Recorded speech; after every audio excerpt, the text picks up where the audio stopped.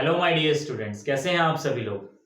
Last class में हम लोगों ने इन्वेंट्री इन्वेस्टमेंट के बारे में कुछ पढ़ा था, डिटेल में पढ़ा था। इसके बारे में डिटेल तो नहीं कह सकते, लेकिन हाँ काफी कुछ उसमें अंदर पढ़ा था हमने। रॉ मटेरियल, डब्ल्यूआईपी और फिनिश गुड्स के बारे में हमने कुछ चर्चा की थी उसमें, और आज उसी चर्चा को हम डिस्क्रिप्शन डिटेल में करने वाले हैं। साथ ही साथ मैं आप लोगों को बता दूं, पिछली क्लास का लिंक आपको डिस्क्रिप्शन में मिल जाएगा। जिसने वो लिंक नहीं, मतलब अभी क्लास नहीं देखी है, तो भैया उस लिंक पे क्लिक करके उसको देख लेना, क्योंकि पहली की जितनी भी क्लासेस अब तक पढ़ रहा हूँ, पार्ट 6 है। इससे पहले की 5 क्लासेस अपलोड हो चुकी हैं। उन क्लासेस को देखे बिना जो भी इस क्लास को पढ़ रहा है भैया, उसको समझ में नहीं आएगी। साफ बता दूं, आपको समझ में तभी आने वाली है जब आप फर्स्ट क्लास से कंटिन्यू करेंगे। बात समझ में आती है? चलिए स्टार्ट करते हैं आज की क्लास। तो हम लोगों ने क्या किया था, हमने इन्वेंट्री इन्वेस्टमेंट के बारे में पढ़ा था। इन्वेंट्री इन्वेस्टमेंट में हमने पिछली क्लास में डिस्कस किया था कि हमारे पास तीन रॉ मटेरियल, डब्ल्यूआईपी और फिनिश गुड्स हुआ करते थे।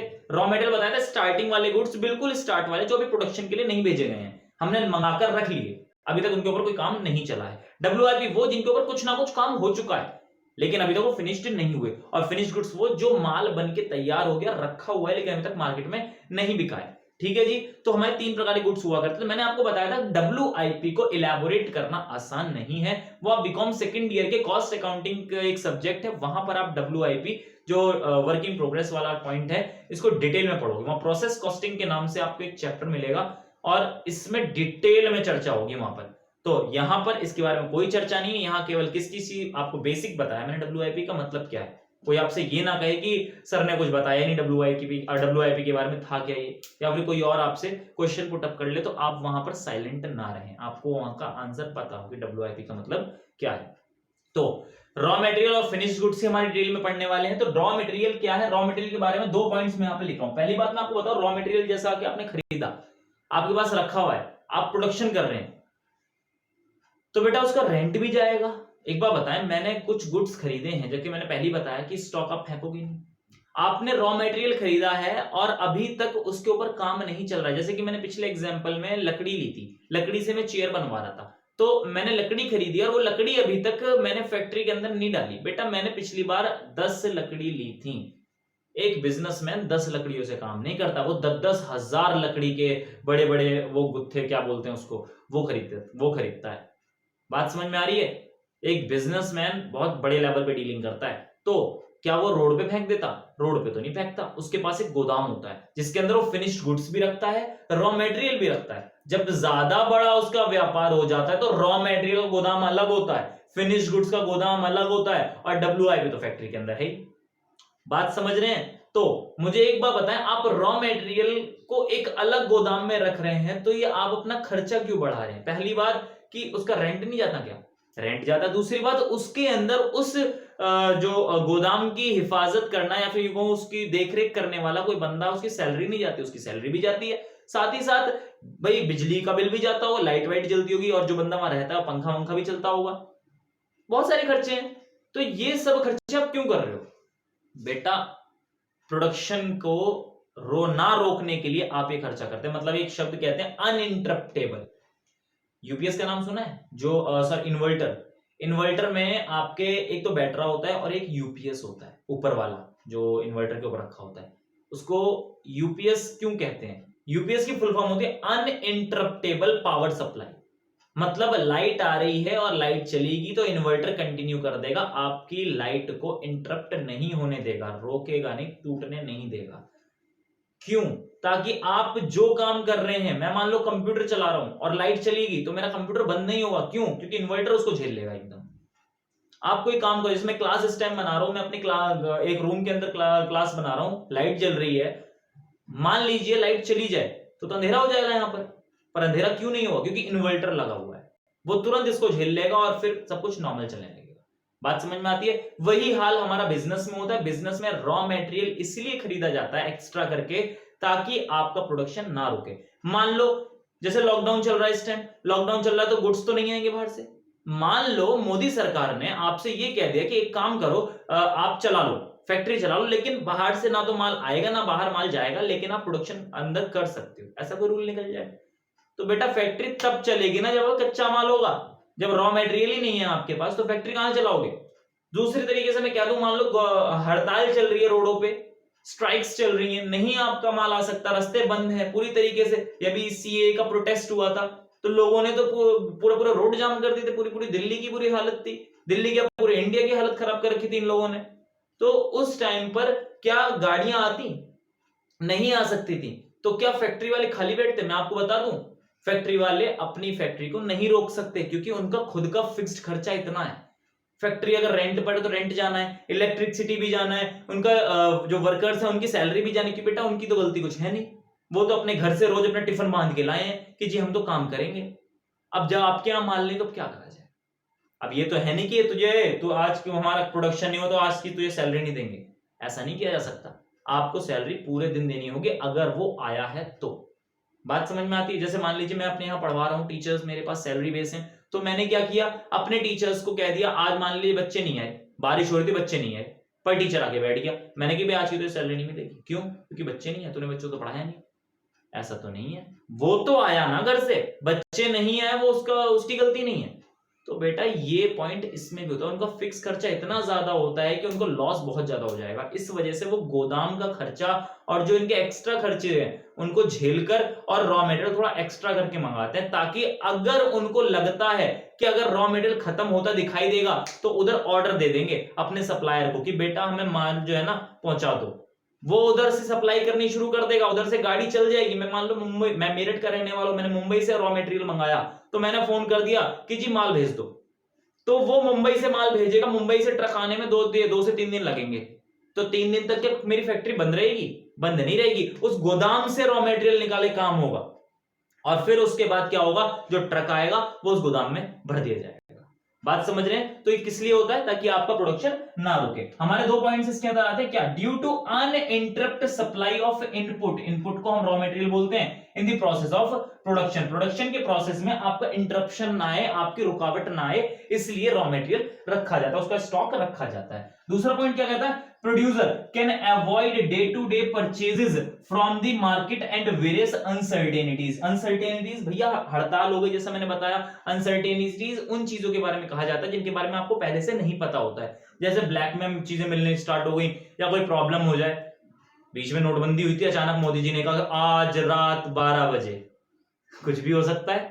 तो भाई अगर ऐसी अनसर्टेनिटी हो जाए तो क्या करोगे?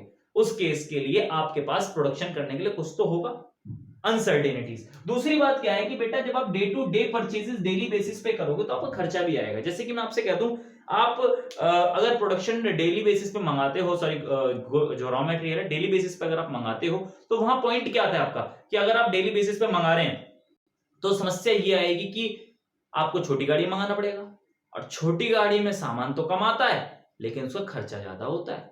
मैं आपसे कह दूं कि एक जो छोटा हाथी होता है, एग्जाम्पल के तौर पे एक छोटे हाथी में 1 टन माल आता है, और उसका मान लो जो भाड़ा है वो 1000 रुपए है। इसकी जगह अगर आप एक ट्रक मंगाएं, ये तो मैं इसको कह दूं टाटा एस का नाम ले देता हूं इसको, ये हमारा 1 टन की इसकी पासिंग होती है ऑलमोस्ट, तो 1000 का इसका भाड़ा हुआ। तो जब आप मंगाएंगे, मैं अगर ट्रक की बात करूं तो ट्रक की पासिंग लगभग 20 से 30 टन होती है। मैं 20 टन की बात करूं तो वही ट्रक ये 20 टन जो है 8000 के आसपास में ले आता है। जो ट्रांसपोर्ट फील्ड में होंगे उनको पता होगा, मैं आपको बता दूं मेरा ट्रांसपोर्ट का भी थोड़ा बिजनेस है, इसलिए इसकी नॉलेज मुझे है थोड़ी सी। तो इसमें 8000 के आसपास का आपका भाड़ा पड़ता है। अब जरा मुझे हिसाब लगा के बताना कि अगर मैं एक टाटा एस मंगाता हूं तो मेरे 20,000 रुपए खर्च होंगे, और मैं अगर एक बार में मंगाता हूं तो मेरे 8000 खर्च होंगे।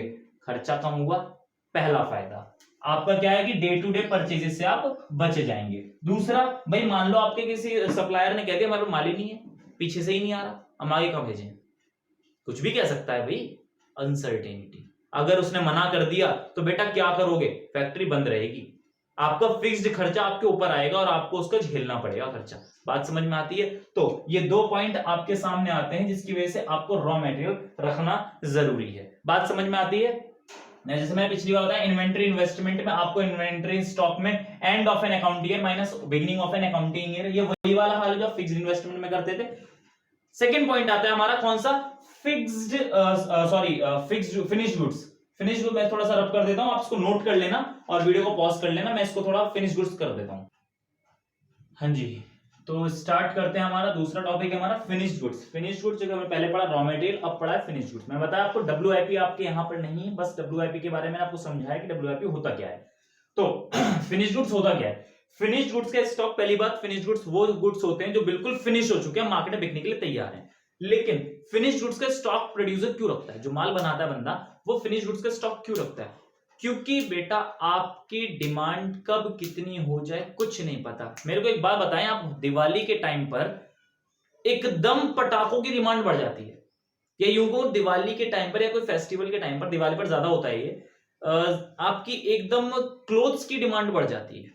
बढ़ जाती कि नहीं बढ़ जाती है? अब एक बात बताएं, आपको पता है कि आपके आने वाले टाइम में एकदम आपकी डिमांड बढ़ेगी, तो आप क्या तब डिमांड मतलब प्रोडक्शन करना शुरू करोगे?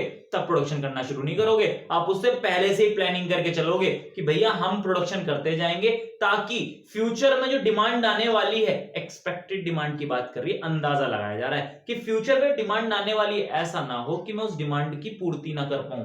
इसको बेटा अगर आप डिमांड की पूर्ति नहीं कराएं तो आपके सबसे बड़ा लॉस हो जाएगा। मैं एग्जांपल के तौर पे आपसे कहूं, जब आप बैच पढ़ाते हैं कोचिंग में, जब बैच पढ़ाते हैं तो जो सही बच्चे होते हैं, सही बच्चे इन द सेंस जो आपके अपने स्टूडेंट्स होते हैं और जो पढ़ने में सिंसियर होते हैं, रियलिटी है, चाहे कोई बुरा मान रहा हो इस बात को तो मानते रहो भैया, हकीकत है, टीचर हूं, हकीकत बोलूंगा। बच्चे जो सही होते हैं और जो वाकई में पढ़ना चाहते हैं, प्रेशर में नहीं बल्कि अपनी इच्छा से, तो वो अप्रैल से ही ट्यूशन लगा लेते हैं। अप्रैल से ही पढ़ते हैं वो लोग, अप्रैल मई जून पढ़ते हैं। लेकिन जुलाई में भीड़ आती है। क्यों आती है भीड़? क्योंकि जुलाई में गधे घोड़े सब आ जाते हैं। गधे घोड़े मतलब जो बच्चे नहीं पढ़ते वो भी आ जाते हैं। पढ़ते सब हैं, कोई डंडे के जोर पे पढ़ता है प्रेशर में आके, और कोई अपनी इच्छा से पढ़ता है। तो जो डंडे के जोर पे पढ़ते हैं वो तो आते हैं जुलाई में, जुलाई अगस्त के आसपास आएंगे। और जो लोग वाकई में पढ़ना चाहते हैं, अगर किसी के साथ समस्या हुई है किसी प्रकार की लेकर, भाई तबीयत खराब है या नहीं आ सकता या कोई और समस्या है, तो वो तो देखो लेट आएगा। लेकिन जो हर तरीके से आ सकता है, उसे कोई प्रॉब्लम नहीं है और कोई अनसर्टेनिटी उसके साथ नहीं है, तो वो 1 अप्रैल में आ जाएगा। ये 3 महीने की मैं बात कर रहा हूं, लेकिन मैं कह रहा हूं 3 महीने में अपने स्टूडेंट को कहीं बिठा के पढ़ा लूंगा। वो बच्चा जो पढ़ना चाहता है वो बिल्कुल किसी भी जगह बैठ के पढ़ लेगा। मैं आपको बता दूं, मेरा एक बार मकान बन रहा था, तो उस टाइम पर बैच की थोड़ी डिस्क्रिपेंसी हुई, तो मैंने अपने घर में बैच लिया था। मकान पूरा तैयार नहीं हुआ था, मेरे स्टूडेंट्स ने पलंग पे बैठकर भी पढ़ाई की है। मेरे खुद के स्टूडेंट्स ने छत पे 3rd फ्लोर पे बैठकर भी पढ़ाई की है। जैसे मतलब जो गांव में दिखाते हैं कि हाँ भाई बैठ के सारे सारे चटाई बिछा के और पढ़ रहे हैं, ऐसी भी पढ़ाई की है। वो होते हैं अपने स्टूडेंट्स जो किसी भी चीज को छोड़ो कि यार हमें माहौल से मतलब नहीं है, हमें मतलब नहीं हम किस जगह बैठे में, हमें केवल एक चीज से मतलब पढ़ना है। लेकिन जो फ्यूचर में होने वाला, मैं बात कर रहा हूं अप्रैल मई जून वाले बच्चों की, लेकिन मैं कहूं जुलाई वाले बच्चे जो सभी लोग आएंगे, वो तो वैसे ही घर वालों के प्रेशर में आए हुए हैं। उस टाइम पर अगर आप उन्हें बैठने की मतलब बैठने का स्पेस अगर आप उन्हें प्रोवाइड नहीं करेंगे, तो कहेंगे एक बहाना मिल जाएगा उन्हें कि वहां तो जगह ही ना बैठने की, या वहां पर तो पंखा ही नहीं चलता, या वहां पर तो गर्मी लगती है, कुछ भी बहाना मारेंगे वो लोग। तो ये क्या हुआ, डिमांड खत्म कर दी मैंने अपनी।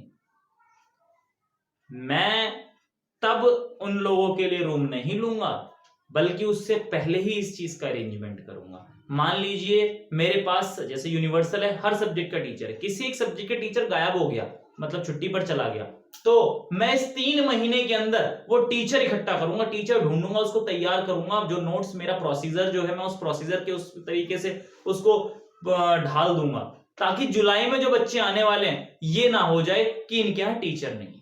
बात समझ रहे हैं? वो फ्यूचर की डिमांड। मैंने अभी इसको टीचिंग प्रोफेशन से जोड़ा, लेकिन ये बिजनेस के तौर पर अगर आप इसको समझें तो बिजनेस में भी यही होता है कि अगर आपको पता है कि फ्यूचर में आपके इतने गुड्स बिकने वाले हैं, तो आप उसको पहले से ही प्लान कर लेते हैं, आप उसे फिनिश्ड गुड्स रखते हैं। इसकी थ्योरी के तौर पर मैंने कुछ लिखा है। क्या लिखा है इसमें? Stock of finished goods is important for producer. ये इंपॉर्टेंट होता है प्रोड्यूसर के लिए, टू मीट द पोटेंशियल, इसको फ्यूचर भी बोलते हैं, फ्यूचर डिमांड। फ्यूचर में डिमांड आने वाली है, उसके लिए फिनिश्ड गुड्स का स्टॉक रखना बहुत जरूरी है।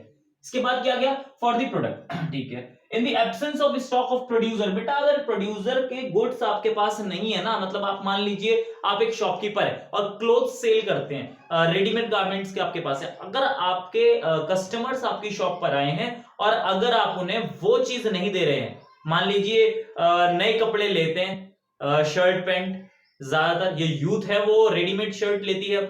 अब मान लीजिए रेडीमेड शर्ट लेने के लिए आप मार्केट में गए हैं और आपने रेडीमेड का रखा ही नहीं स्टॉक, तो माय डियर क्या वो बंदा जो अपनी जेब में पैसा डाल के और घर से निकला है कि चलो शॉपिंग करके आते हैं, क्या वो घर खाली हाथ वापस जाए कि कोई बात नहीं जी उनकी शॉप पे आज नहीं तो कल ले आएंगे? बेटा ऐसा नहीं होता, वो गया है लेने तो लेकर ही आएगा, अगर आपकी दुकान पे नहीं मिला तो पड़ोस में चला जाएगा। इससे नुकसान किसका हुआ? इससे नुकसान आपका हुआ। क्यों? क्योंकि आप अपने यहां पर जो डिमांड अराइज हुई थी वो डिमांड आप सेटिस्फाई नहीं कर पाए। इसका फायदा कौन उठाएगा? Rival, competitor. तो क्या कहा है यहां पर कि in the absence of stock, अगर स्टॉक नहीं है आपके पास फिनिश्ड गुड्स का, producers may lose their demand to rivals. ध्यान रखना इस बात का, राइवल्स के लिए अपनी डिमांड को लूज कर देंगे। इसके साथ साथ हमारे पास दो चीज आती है, डिजायर्ड इन्वेंटरी स्टॉक, एक अनडिजायर्ड इन्वेंटरी स्टॉक। मैं इसमें कह दूं आपसे, मैं क्लोथ का ये एग्जांपल लेता हूं। मान लीजिए मैंने मेरी रेडीमेड गारमेंट्स की शॉप थी, मैं शर्ट की बात कर लेता हूं, रेडीमेड शर्ट्स की बात करता हूं कि दिवाली आने वाली थी और मेरी डेली बेसिस पे 10 शर्ट बिक जाती थी नॉर्मल, पहले नॉर्मल बिजनेस में। दिवाली आने वाली थी और मुझे लगा कि यार एक दिन में 100 शर्ट बिक सकती हैं। क्यों? क्योंकि यार एक नॉर्मल अंदाजा है कि इस टाइम पर बहुत ज्यादा कस्टमर्स आते हैं गुड्स खरीदने के लिए। तो मैंने क्या किया, मैंने ऑर्डर दे दिया, मैंने प्लानिंग की। क्या किया? प्लानिंग की, और मैंने 100 शर्ट के हिसाब, मैंने कहा 4 दिन पहले इतनी ज्यादा बिकनी शुरू हो जाएंगी, और मैंने 400 शर्ट्स का ऑर्डर एडवांस में दे दिया और अपने यहां रख लिया। ये था planned inventory. Desired inventory stock. It is a planned inventory. This is maintained by the producer to meet the future demand. मुझे पता था फ्यूचर में 400 शर्ट अगले 4 दिन में बिकेंगी, तो मैंने 400 शर्ट पहले ही बुला ली, पहले ही अपने यहाँ रख ली कि चल कोई बात नहीं, अब आने दो, डिमांड जितनी होगी। थोड़ा बहुत ऊपर नीचे हो जाता है भाई, 400 की जगह 400, 450 कस्टमर आ गए तो 50 लोगों को मैंने वापस भेज दिया, पर डिमांड तक तो पहुंचा। या मैं कह दूं 400 शर्ट मैंने मंगाई थी और उसमें 50 शर्ट नहीं बिकी, 350 ही कस्टमर है, कोई बात नहीं, 350 तक तो पहुंचा, एक्सपेक्टेड है। मुझे नहीं पता एग्जैक्ट कि 400 के 400 आएंगे, मैंने अंदाजा लगाया। बात समझ? इसको हम क्या बोलते हैं? Desired inventory stock. और अनडिजायर्ड क्या होता है कि बेटा जिसकी आपने प्लानिंग नहीं की थी। जैसे मान लीजिए मैंने स्टॉक मंगा लिया और दिवाली से एक दिन, मतलब 4 दिन पहले जैसे मेरी सेल होने वाली थी, तभी कोरोना वायरस का संक्रमण फिर जाग गया और उसके बाद क्या हुआ? Shutter down. मोदी जी का फोन आया कि ऐसा है जी, अब आप दुकान बंद करो, सब कुछ बंद करो, आप जो है सोशल डिस्टेंसिंग मेंटेन करो। तो बेटा ऐसे टाइम पर क्या शॉप खुलेंगी? जब शॉप ही नहीं खुलेंगी तो क्या डिमांड बची? डिमांड ही खत्म होगी। क्यों? क्योंकि आपको जो फेस्टिवल है वो फेस्टिवल आपने घर में दिए जला के मना लिया। अब क्या फेस्टिवल के बाद कुछ खरीदेंगे? ये अनएक्सपेक्टेड डिमांड थी जिसके बारे में अंदाजा भी नहीं था, आपने इसकी कोई प्लानिंग नहीं की थी, अनप्लान्ड डिमांड थी ये, और क्या हुआ? इससे आपका नुकसान हो गया। क्या कहा इसमें? Undesired inventory stock, it is an unplanned inventory, it arises because demand for the product turns out, क्या turns out to be lower than expected. Demand जो है लोअर हो गई एज एक्सपेक्टेड। जैसे कि मैं इस बात पे कह दूं शटर डाउन नहीं किया, मान लीजिए शटर डाउन नहीं किया, शटर खोला, लेकिन सोशल डिस्टेंसिंग की पॉलिसी अपनाई कि बेटा आप जो शॉप है ना वो शॉप पूरे दिन नहीं खोलोगे, केवल 2 घंटे के लिए खोलोगे और सोशल डिस्टेंस मेंटेन करोगे कि आपकी शॉप पर 5 से 6 कस्टमर एक बार में एंटर कर सकते हैं, इससे ज्यादा नहीं कर सकते। तो बताएं कि आपकी ज्यादा सेल हो पाएगी? आपकी सेल ज्यादा नहीं होगी और आपका हो जाएगा नुकसान। तो ये क्या हुआ? आपकी turns out to lower than expected. मैंने अंदाजा लगाया था 400 शर्ट्स का, लेकिन पता लगा बिकी मेरी 40 ही। नुकसान होगा कि नहीं हो गया? तो यहां पर बात करेगी कि unplanned inventory stock leads to losses, इससे लॉस हो जाता है। बात समझ में आती है? हमारे फिनिश्ड गुड्स के बारे में ये डिटेल में डिस्कशन था जो मैंने अभी तक आप लोगों को बताया। इससे बाहर कुछ नहीं है, सब कुछ इसके अंदर ही समा जाता है। इसके साथ साथ में एक पॉइंट और है कि इसमें फॉर्मूले के तौर पर इसका क्या इस्तेमाल किया जाएगा। फॉर्मूले के तौर पर मैंने आपको बताया कि जो हमारे इन्वेंट्री इन्वेस्टमेंट है, मैं थोड़ा सा इसमें करके बता देता हूं।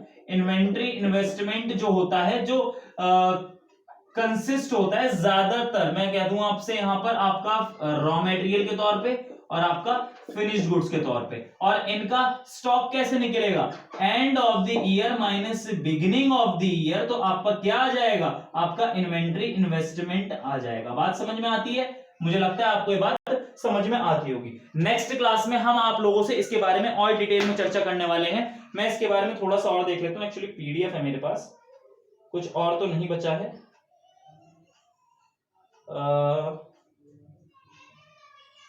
बस यही है, इसके अलावा और कुछ नहीं है इसमें। मैं कंटिन्यू कर लेता हूं इसके बाद। आज के लिए इतना ही। मैंने पार्ट 6 में आपको फिनिश्ड स्टॉक के बारे में आपको बताया डिटेल में, जो भी इसके बारे में चर्चा होनी थी। अब मैं नेक्स्ट क्लास में उस टॉपिक के ऊपर कदम रखूंगा। ये टॉपिक पढ़ाना जरूरी था, एग्जाम में इसका डायरेक्ट क्वेश्चन नहीं आएगा, थ्योरी में आ सकता है, लेकिन जो अगली क्लास में मैं स्टार्ट करने वाला हूं वो आपके लिए इतना इंपॉर्टेंट है कि वो डायरेक्ट नेशनल इनकम में आपकी मदद करने वाला है। बात समझ में आती है? वो क्लास आपको समझ में तभी आएगी जब आप इस क्लास को डिटेल में देखने वाले हैं। ठीक है जी, तो आज के लिए इतना ही। Thank you very much, have a nice day.